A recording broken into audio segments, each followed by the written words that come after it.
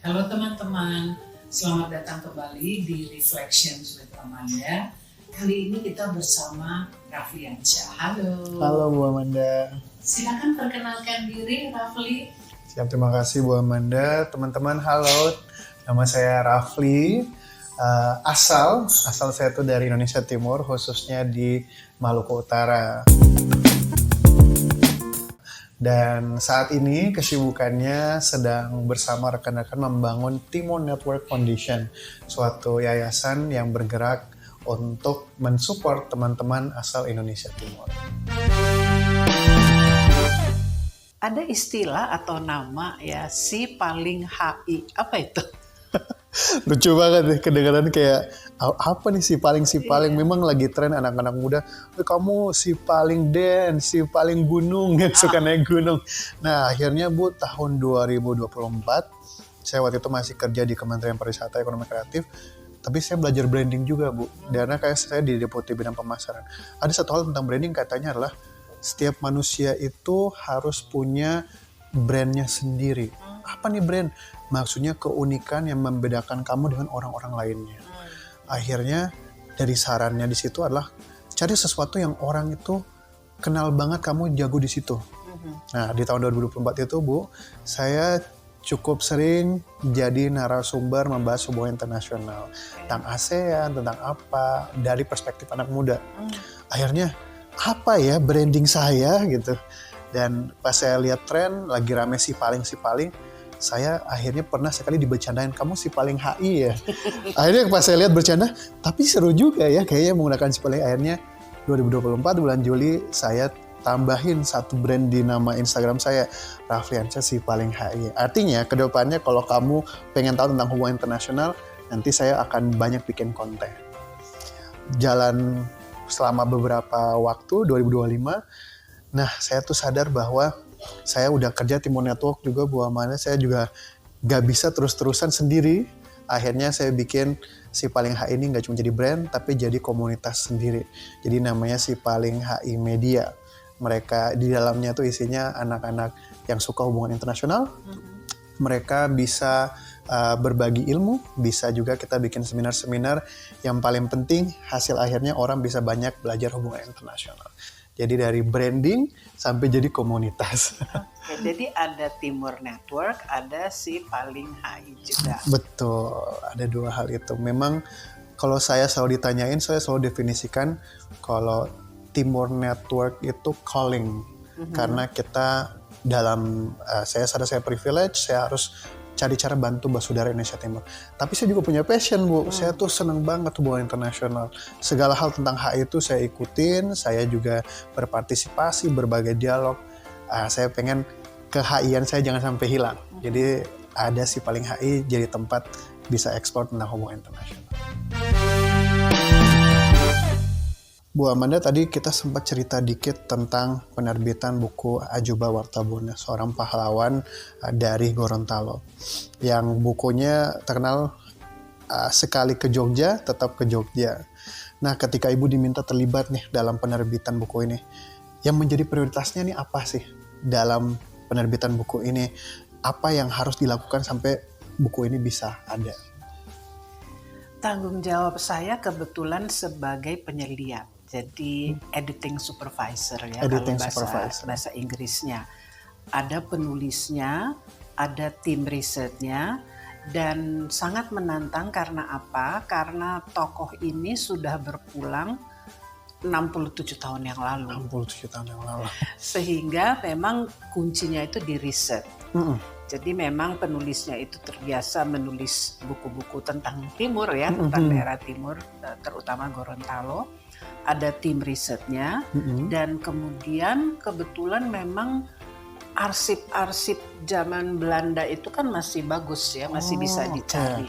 Jadi dari koran, dari buku-buku, dari Arsip Nasional Republik Indonesia, kemudian juga dari Leiden, belum lagi dari perpustakaan-perpustakaan di berbagai daerah di Indonesia. Tetapi kan memang harus akurat ya. Betul. Ada cek recheck, dan kalau dilihat buku ini hampir di setiap statementnya itu ada catatan kaki dari Baik. mana bahan itu diambil, bahkan dari koran-koran Belanda juga bisa dicari. Dan juga bukan hanya koran-koran Belanda, buku-buku di Indonesia yang membicarakan masa-masa itu. Jadi memang beliau ini kan lahir 1894 kemudian wafat 1957. Jadi di kurun waktu itu dicari tentunya. Dan memang harus cek recheck, dan buku ini gongnya ditaruh di depan gitu ya. Apa sih yang paling penting dari buku ini? Jadi tidak hanya kronologis biasa supaya orang langsung tertarik untuk membacanya. Oh alah. Nah ketika Ibu terlibat nih, hal menarik paling apa nih yang Ibu temukan dari sosok Ayuba Wartabone? Yang membuat saya juga semangat ya, karena beliau itu di akhir hayatnya itu memang dikenal sebagai kepala daerah. Kepala daerah. Tetapi sebelum menjadi kepala daerah itu ternyata beliau wartawan, menulis. Dia menulis, dan saya tidak terbayang zaman itu tulisan-tulisannya itu dari tahun 1920-an bahkan masih bisa dicari di Perpustakaan Nasional Republik Indonesia. Ada microfiche-nya. Dulu kan belum ada online. Betul. Cari beritanya dari mana gitu ya. Cari beritanya dari mana, itu diterbitkan, ada yang di Manado, kemudian ada yang sampai ke Jakarta, gimana gitu ya caranya. Betul. Dan ada gitu tulisan-tulisan masih menggunakan ejaan lama gitu ya. Jadi saya berpikir ternyata menulis itu memang sesuatu yang harus kita kuasai ya. Betul. Sebaiknya ya kalau kita mau mengangkat satu isu atau mau memperluas jaringan, mengangkat masalah, memperjuangkan sesuatu. Wah, siap. Nah, Bu, saya tuh di Timur Network kita sedang mengangkat tentang narasi-narasi local heroes, pahlawan-pahlawan dari Indonesia Timur. Saya sendiri tuh sebenarnya pada saat saya bikin Sipaling HI, bikin Timur Network, bersama teman-teman kita tuh pengen banyak narasi diangkat. Nah, menurut Bu Amanda, bagaimana sih cara terbaik kita mengangkat cerita-cerita lokal hero? Kayak apa hal-hal menarik apa yang sebaiknya kita angkat dari mereka supaya bisa lebih banyak dikenal? Kadang-kadang memang kan yang diangkat itu seseorang yang sudah punya nama. Betul. Tetapi cerita itu bukan hanya dari seseorang yang sudah punya nama. Topik apa gitu yang menarik. Betul. Ya. Seperti saya sehari-hari bidang saya itu lingkungan hidup, betul, perubahan iklim, sustainability, sehingga saya mencari siapa yang bergiat di bidang itu, apakah orangnya sudah terkenal atau belum, tetapi kalau digali kan pastinya menarik. Lalu hal lain juga yang saya angkat itu terkait kuliner. Makanan khas daerah. Dan itu adalah sesuatu yang disukai oleh banyak orang. Orang pasti ingin tahu apa sih dari daerahnya gitu ya. Betul. Kemudian apa yang dilakukan. Dan kadang-kadang memang apakah istilahnya pahlawankah, pejuangkah, pegiatkah, hal-hal yang kecil-kecil itu memang perlu diangkat. Mungkin si tokoh itu merasa apa sih itu biasa saja, tapi orang yang lain kan tidak tahu gitu hal-hal apa yang dia lakukan untuk memperjuangkan daerahnya, apakah lingkungannya, apakah pendidikannya, apakah anak-anaknya, apakah budayanya dan lain sebagainya. Betul. Nah, saya juga ingin bertanya ya ke Timur Network ini. Itu kan tadi ya mau mencoba mengangkat gitu. Betul. Ya local heroes, dan local heroes kan tidak selalu harus yang punya bintang. Betul sekali. Dalam menentukan local heroes itu ada kriterianya. Nah, ini pertanyaan yang bagus. Kalau kita selalu berusaha mengangkat setiap individu yang punya dampak ke masyarakat, baik dari aspek actionnya, impact-nya, maupun terkadang anggaplah mungkin dampaknya tidak langsung turun ke masyarakat, tapi ceritanya itu cocok menjadi role model dari masyarakat, apa yang kira-kira orang pengen gitu. Kita tuh pengen ngangkat istilahnya dream yang sudah exist, sudah ada. Jadi kalau ditanya kriterianya apa, kita pengen kriteria untuk sifatnya membuktikan bahwa mimpi teman-teman di daerah itu sudah ada loh tokoh-tokoh yang mencapai tahapan itu. Jadi kalau kita bilang memang salah satu parameternya dampak di masyarakat, tapi di sisi lain mimpi-mimpi yang sebelumnya dianggap sulit, ada tokoh yang bisa mencapai itu. Akhirnya kita pengen ceritanya itu jadi inspirasi agar bisa lebih banyak dikenal oleh orang-orang di luar sana. Ini sensitif ya pertanyaan saya. Representasinya dari local heroes yang sudah diangkat itu antara perempuan dan laki-laki bagaimana? Nah, kita itu menyadari satu hal tentang kalau kita ngangkat cerita ya, kita tuh harus bisa balance. Ada cowok, ada cewek juga, ada wanita-wanita, ada pria. Kenapa kita melihat, kita bahkan sering evaluasi diri ya, Timor Network. Tim kita tuh Bu, itu memang kita bisa bilang 80% pria. Tapi itu bukan karena kita tidak ingin, tapi memang kita butuh sosok-sosok dari wanita juga yang ngangkat. Dan akhirnya beberapa waktu ini kita udah banyak juga tim-tim kita yang wanita. Dan soal story, kita selalu coba balance, 50-50. Karena kalau terlalu banyak story pria, wanitanya nanya mana, terlalu banyak story wanita, prianya mana. Jadi terkadang kita ngerasa bahwa balance itu penting karena kita memfasilitasi cerita sosok berdasarkan berbagai kriteria, dan gender itu memang hal yang pasti akan selalu dibahas karena kalau terlalu dominan satu hal pasti jadi problem. Oke ya, tapi jadi pertimbangan. Sekarang Sekarang kita balik lagi ke si paling HI ya, itu kan fashion dan lain sebagainya.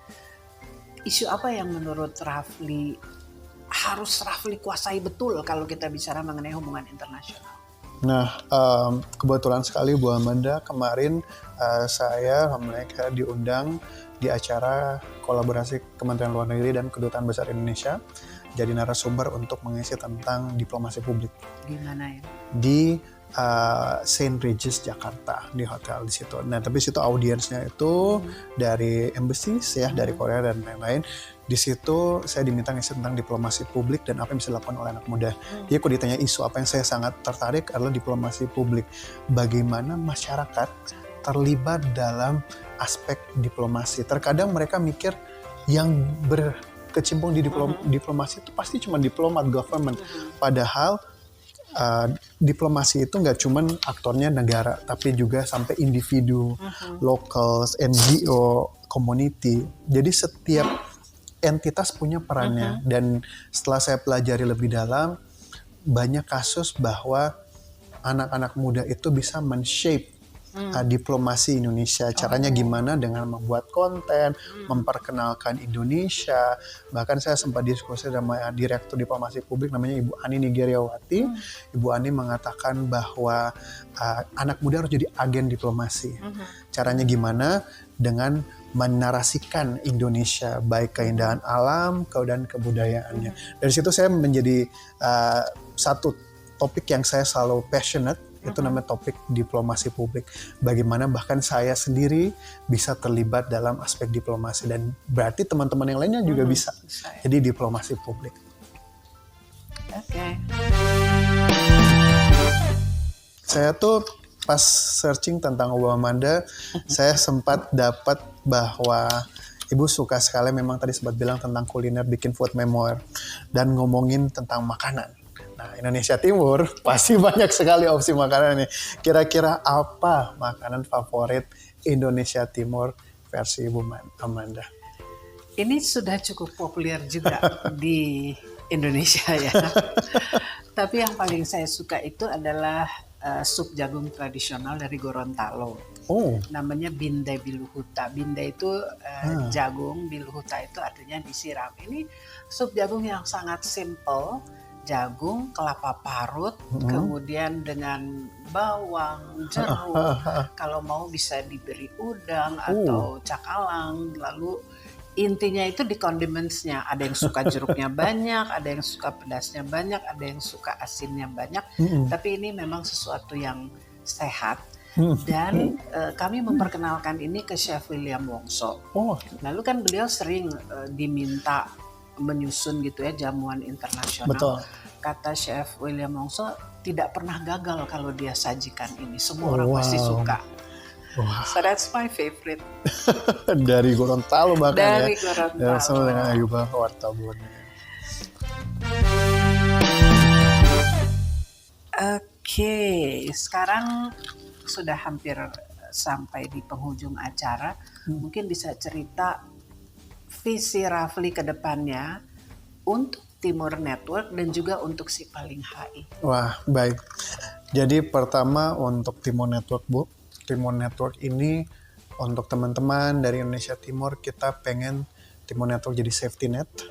Jadi kalau teman-teman merantau ke Jakarta, kota-kota besar, itu ada kalau bahasa kita ya kakak-kakaknya. Teman-teman yang nanti bisa baku bantu dengan teman-teman. Karena prinsip kita baku dapa, baku cerita, baku bantu. Apa sih KPI target Timur Network? Yang kita targeting itu kalau bahasa ininya penerima manfaat, tapi bahasa kita siapa banyak yang kita bantu gitu. Berapa banyak sejauh ini kita sudah membantu hampir 650-an orang, udah hampir 700. Nah targetnya tahun depan kita bisa bantu sampai 1.500, 2.000 orang. Bantunya tuh memang nggak harus banyak. Kadang konekkan mereka dengan orang yang tepat. Bisa dapat kesempatan di kantor kita ikut program-program kita, itu kita sudah katakan sebagai orang-orang yang sudah kita bantu. Dari situ harapan kedepannya banyak sosok-sosok baru dari Indonesia Timur dengan expertise masing-masing, dia dengan keahliannya menggunakan itu untuk masyarakat lebih luas, agar ada Ayuba Wartabone lainnya yang bisa jadi sosok panutan. Karena pada dasarnya ketika kita merantau, tujuan kita tuh cuma satu, kita pengen bisa sukses dan juga jadi contoh kepada adik-adik kita di sana. Jadi Timur Network harapannya bisa membantu lebih banyak basuda dari Indonesia Timur lainnya di luar sana. Kalau Si Paling HI? Kalau Si Paling HI tujuannya memang kayak yang tadi, Bu. Kita pengen jadi agen diplomasi. Jadi Si Paling HI itu setiap volunteer orang yang masuk dalamnya kita minta jadi content creator. Jadi kamu suka nggak suka harus rekam diri kamu ngomong 7 wilayah Indonesia yang belum diketahui atau apa. Terus kenapa hubungan dengan Korea itu penting gitu-gitu. Jadi kita tuh selalu pengen banyak sekali narasi-narasi internasional, hubungan antar negara lain tuh kita perkuat dari sisi konten. Jadi harapannya sih kita saat ini di Si Paling HI kita sudah punya setidaknya 800 members dan juga kita punya sekitar 5 aktif content creator. Jadi kita pengen lebih banyak content creator yang muncul dari Si Paling HI, harapannya supaya banyak narasi-narasi Indonesia itu bisa kita angkat aspek positifnya supaya jadi agen-agen diplomasi yang baru untuk kita. Kalau dari Bu Amanda, kira-kira apa pesan untuk teman-teman talenta-talenta muda dari Indonesia Timur? Jadi memang sekarang ini kan dunia itu kan seolah-olah udah jadi satu ya. Betul. Tidak ada batasan-batasan lagi, jadi mungkin teman-teman kita sudah harus meluaskan network itu bukan hanya di Indonesia. Betul. Apalagi kan sekarang sosial media mudah sekali. Betul. Apakah membuat pertemuan bersama, perbincangan bersama, bahkan mencari informasi melalui sosial media supaya mudah sekali memang sekarang. Jadi diperluas jaringannya.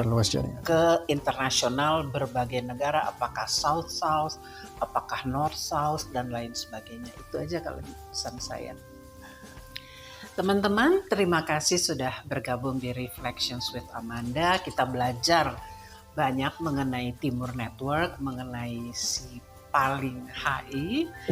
Dan jangan lupa subscribe, bunyikan lonceng untuk melihat perkembangan-perkembangan terbaru.